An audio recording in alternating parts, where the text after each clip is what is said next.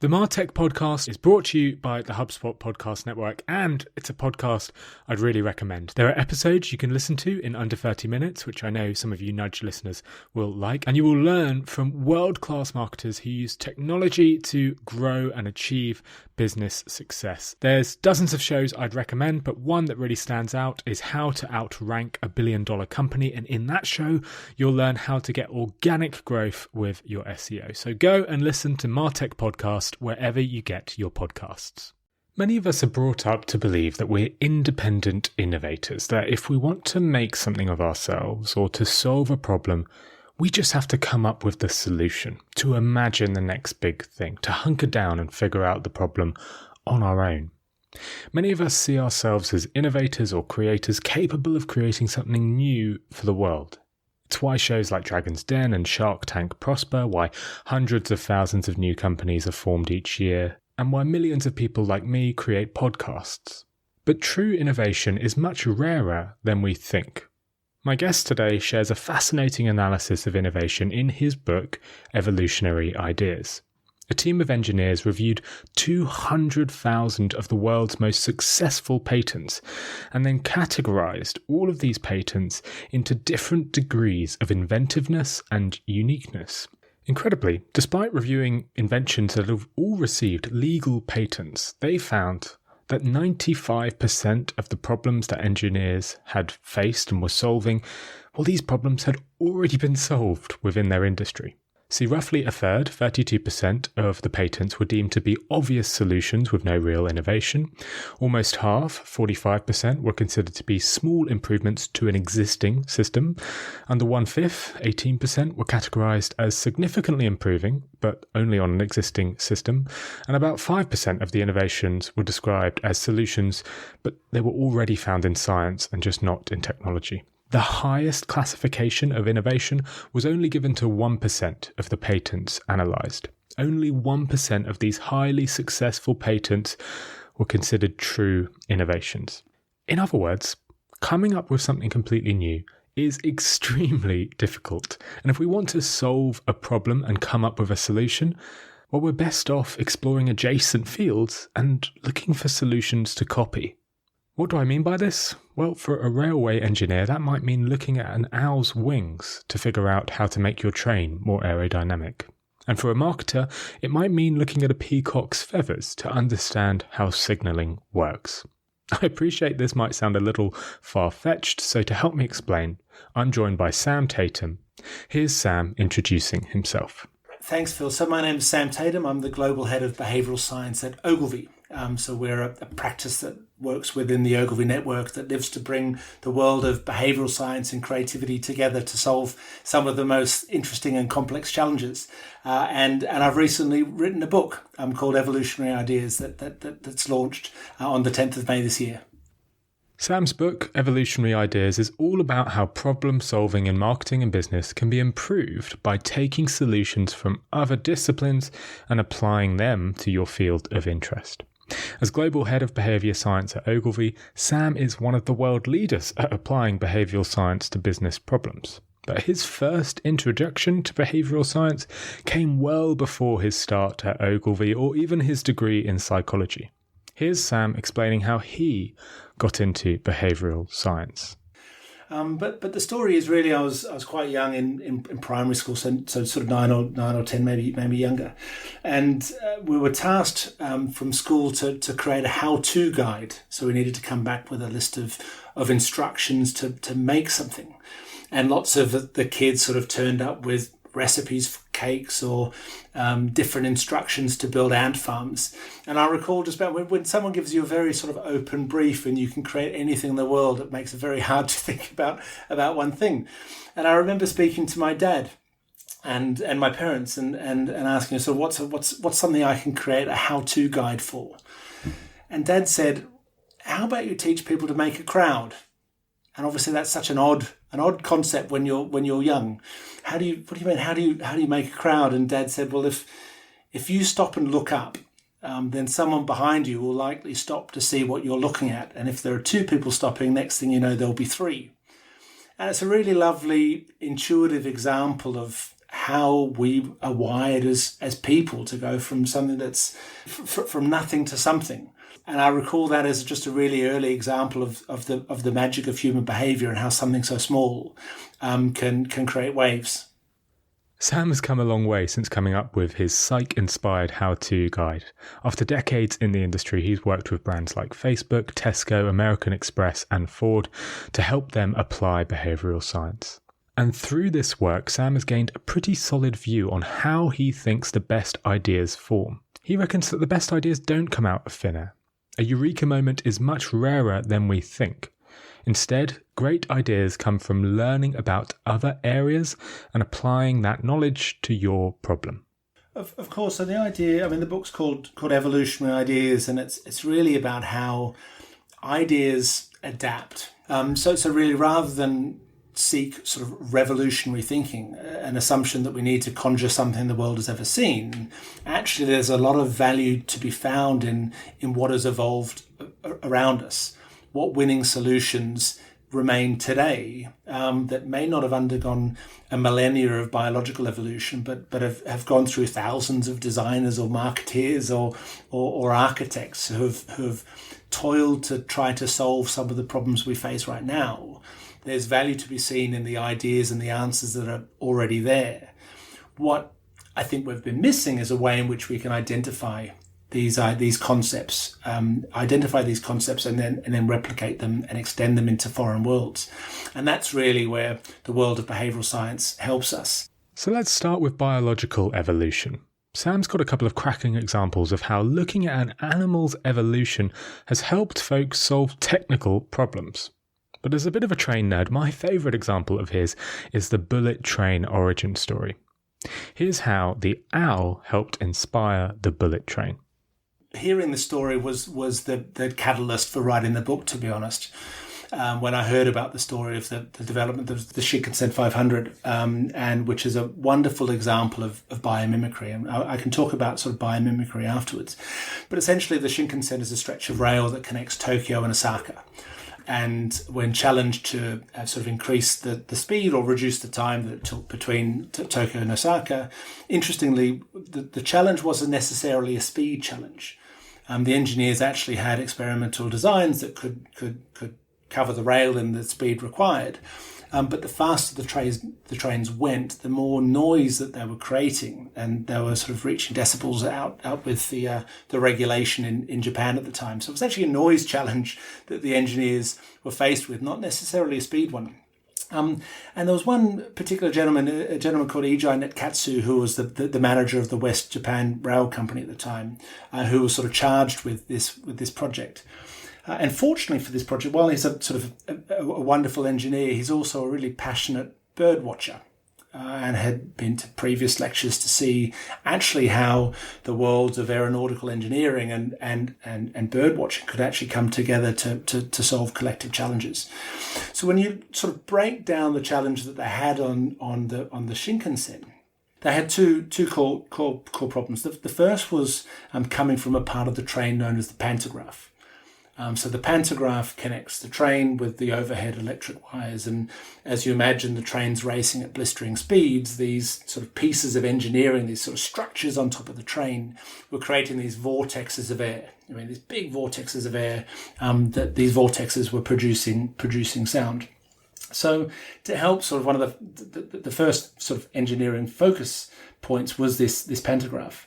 And there were two birds that actually the team were inspired by to help address this. And the first was an owl.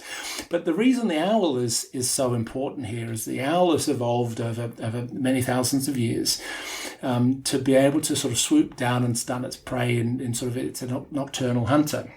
And it's able to do this in virtual silence because of what's known as micro serrations on its feathers.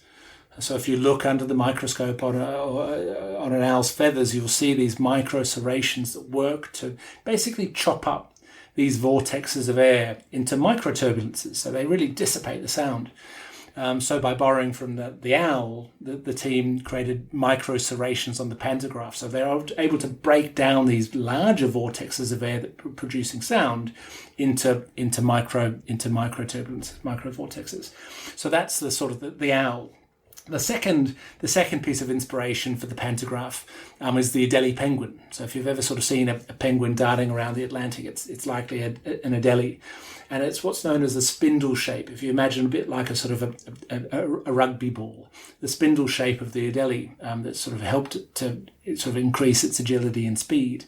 And again, this shape was deployed on the pantograph, and they found that to be a really successful way of addressing the sort of the noise challenges on the pantograph. So that's the sort of the first challenge they faced with. But what was probably more significant for the Shinkansen, and in sort of classic evolutionary thinking, we would call this an environmental constraint that the train was faced with. And that's a series of tunnels that occurs along the Shinkansen. And as the train was going through sort of near 300 kilometers an hour, it produces what's known as a tunnel boom. It's a bit like firing a bullet from a gun. So it creates this loud bang because of the air pressure that's built up behind the train through the tunnel. So they needed another solution to address this. And again, rather than sort of thinking about conjuring entirely new physical solutions or looking into sort of the annals of engineering, they looked to the skies. And the kingfisher was the final piece of inspiration. So the kingfisher, again, has evolved perfectly to sort of go from the air into the water, sort of that's 800 times denser than air, to skewer its prey. And the team, again, sort of wanted to learn from the kingfisher, and they actually fired a series of different shaped bullets into a chamber. And funnily enough, the bullets that were most effective in cutting this was very similar, near perfectly to the kingfisher, and that was the solution for the nose of the Shinkansen. So it's a lovely example of actually looking in sort of spaces that you may not typically look to explore to solve the challenge of reducing the speed and staying within the noise regulations in Japan. This wonderful example shows the value of stealing good ideas or copying good ideas from other realms and applying them to your problem. See, no amount of whiteboarding or brainstorming could have solved the problem of the booming noise when entering a tunnel, but a love for birdwatching, well, that did help. And Sam's point is simple. In business, we shouldn't assume that we're any smarter than the folks behind the bullet train. We should do the same. If we want to solve problems and innovate, we're best off leaning on other principles and studying them to find solutions. But Sam says one of the best adjacent fields for business to study isn't biology, it's psychology. Here's why, with examples from Kat's Deli in New York and Sam's favourite coffee shop in Sydney. So if we start with Katz's Deli, I remember this in New York as I lined up for one of their famous pastrami sandwiches, going, this is genius. I mean, even as something as a tip jar, for your listeners, and I can share the image as well. I mean, perfectly, as you look at the tip jar, they had stacked the notes perfectly to have like 10 at the top and then 5 in the middle and a 1 at the bottom. So they were anchoring us. And rather than starting at 1 and then maybe moving to a 10, I mean, this is a perfectly manicured tip jar that was designed to anchor perceptions on what was an appropriate tip. And without the field of behavioural science, we might not be able to say that is anchoring. Now we can say that's anchoring. And if we shift to the regulars wall in the cafe in Sydney, I use this as an example of social norming, but maybe atypical social norming. Oftentimes we think of social norming in communications. We might think, well, most people switch off their lights after 10 p.m. to save energy for XYZ. So it's really sort of quite explicit statements. Whereas in this cafe, they have what's known as a regulars wall. So it's sort of a chalkboard where they have what feels like hundreds of cards just plastered on the wall. So if you're a regular, instead of having to keep it in your wallet, you go and pick it off the wall, and then you stamp your card. And one lens is this is a really practical solution. Means that you don't lose your benefits and you keep your incentives, and they're safe with us. But the byproduct of that is when you walk into the cafe, you see, well, they've got a lot of people that come here all the time. So it's really a subtle way of normalizing patronage. Sure, you can offer loyalty cards. That's what the textbook says. But if you know about psychology, you might decide to stick hundreds of loyalty cards on your cafe wall to showcase your popularity to others. You might know that would trigger social proof and signal that the cafe does great coffee. Of course, you can chuck a tip jar on your counter, or you could position a big $10 note front and centre to anchor tip givers. These wonderful ideas, which, by the way, you can see pictures of in the show notes, they often aren't found in marketing textbooks. They're only stumbled upon by studying these adjacent fields like psychology. Now, we don't know if the sandwich makers at Katz were experts in behavioural science, or if they just stumbled upon this solution. But psychology studies show that this idea was a really good idea. The studies cited in Evolutionary Ideas show that when a transparent donation box was filled with a lot of coins, well, people gave a lot of coins. Many small donations were received. However, when the transparent box was filled with fewer larger bills, $5 bills, $10 bills, donations that were given were a higher amount. They matched the donations that they could see. Essentially, we are immensely observant of the surroundings and we diligently follow cues to do what is expected.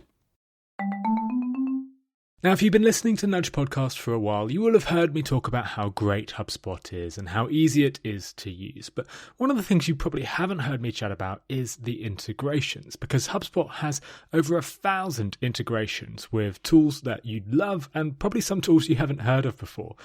These tools help your marketing team adapt, align, and achieve adoption. And there are two tools that really stand out. One is around ad management. It helps you connect accounts from supported ad networks to your HubSpot account, create your HubSpot contacts, databases, and see, finally, which ads are generating customers, which is awesome. And there's another one around ad retargeting, so you can show ads to users who have visited your website.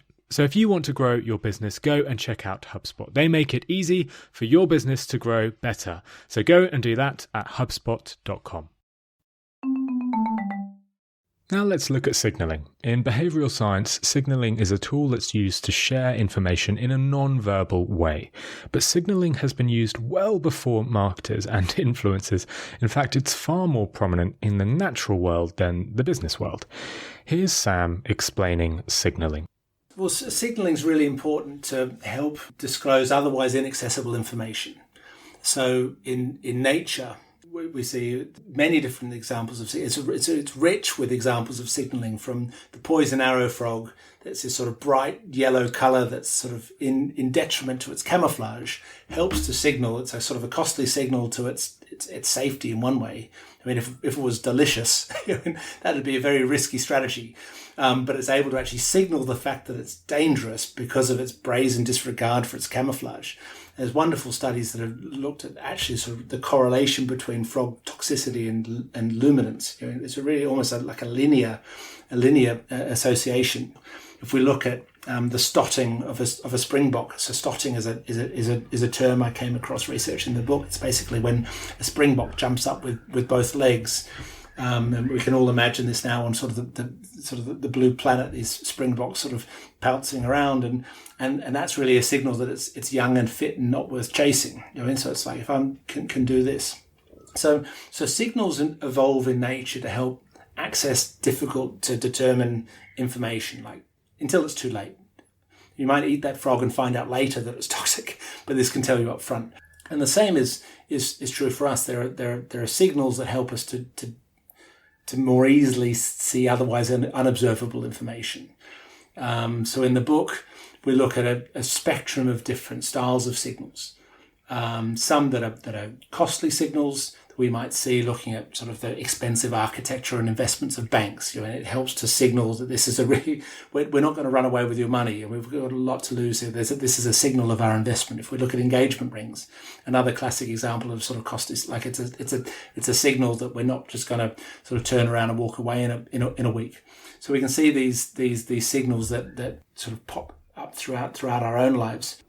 Signalling is used throughout nature, from peacock's feathers to frog spots, to showcase information. And as Sam says, it's common throughout our lives, from the grand buildings that banks decide to occupy to the expensive engagement rings that we give our partners. And it's not new. Humans have been aware, conscious or subconsciously aware, of the importance of signalling for centuries. To make this point, Sam explained to me why miners decided to bring canaries down the mine shaft when mining. But there are also wonderful examples, again, if we're looking at how we might signal other unobservable information. there are wonderful sorts like canaries in coal mines, right? So canaries are sort of learned this through the process. Fascinating creatures that actually basically double dose in oxygen, because they've evolved to fly at such great heights.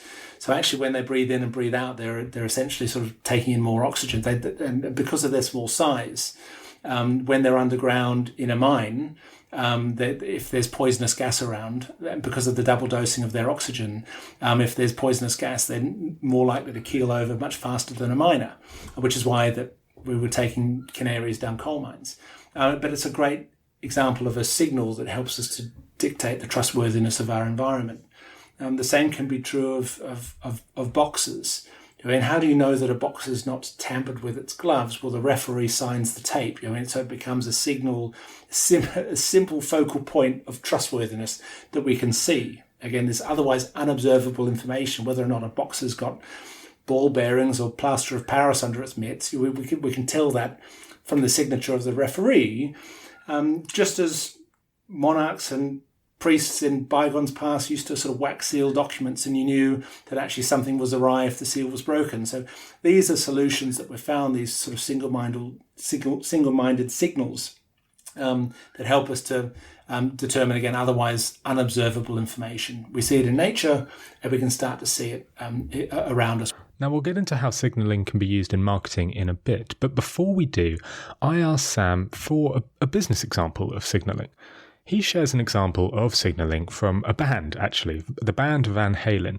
And Van Halen came up with an interesting use of signalling. See, Van Halen, they tour around the world from stadium to stadium, night after night. But their shows have really complex lighting setups and audio rigs and heaps of technical instructions that need to be followed. They needed to make sure that the stadium teams who they'd work with on the night, that these teams were up to scratch. They'd never worked with these teams before in many cases, so they didn't have long to figure out if the team knew their stuff or not.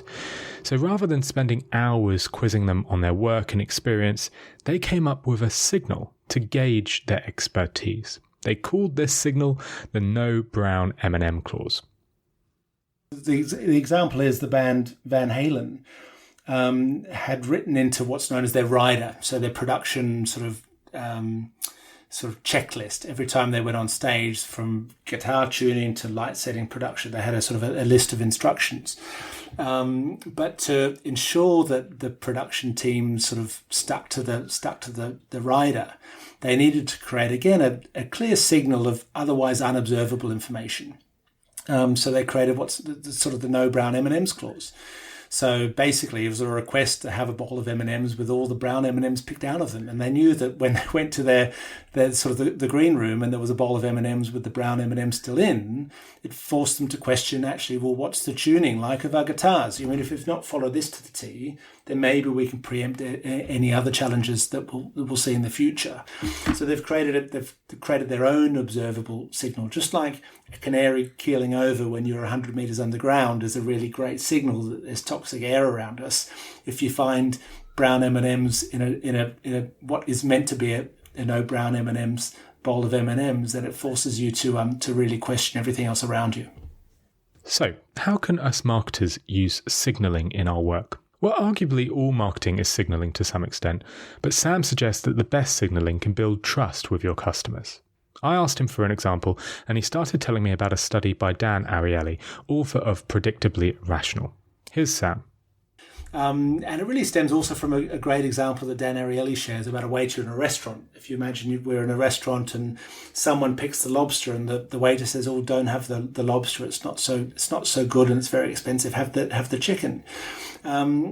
And you imagine sort of the degree of trust now that you have in the waiter's other recommendations is obviously skyrocketed, because there's been a cost to utility, right? The waiter could say, yes, of course, have the lobster and follow it with this 1982 Shiraz, and whether you sort of trust in the waiter more. Telling your customers not to spend money with your company is an interesting tactic. It's probably not one you'd have suggested yourself. But as that example with the waiter illustrates, doing this can help build trust that the waiter or restaurant can cash in on later, either with repeat loyal customers or perhaps a bigger tip for the waiter. But surely a big business wouldn't do something like this, right? Well, no.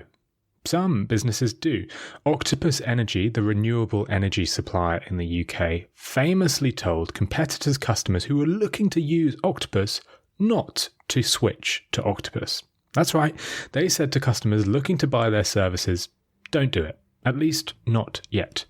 Here's Sam explaining why that approach was so smart.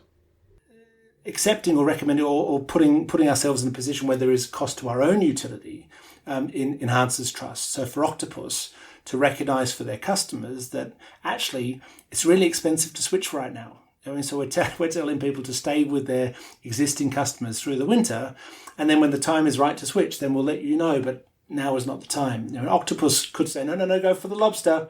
Now is the time, but they didn't. They said, don't have the lobster, take the chicken. It's cheaper. We'll give you the best season lobster next year when the time is right. And again, it's sort of two foreign worlds in sort of home electricity and picking off a menu, but both are examples of cost to utility for the offer or the signaller, and sometimes by through acts of generosity or sacrifice to utility, we can enhance trust. If you want to see that email from Octopus saying not to switch, you can do so in the show notes. It says, right now energy prices are at record highs and most homes will be better off staying with their current energy supplier for the winter.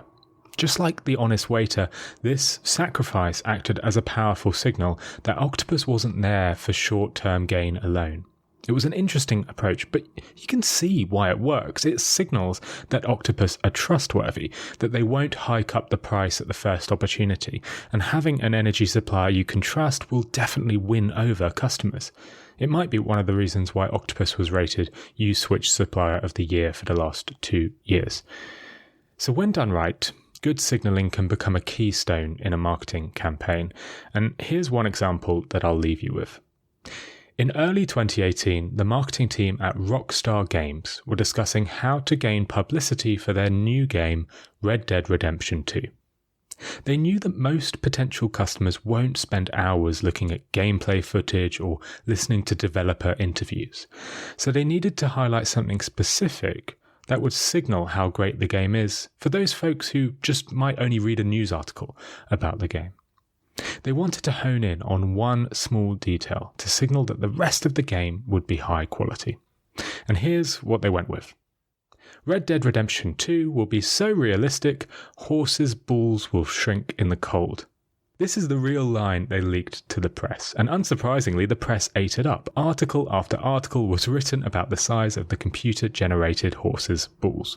This captured the attention of gamers across the globe, but importantly, it acted as a signal, just like the brown M&M claws, that showcased that the game's engine was so powerful and the graphics so realistic that the testicles of the male horses had been programmed to shrink in cold weather and expand in warm.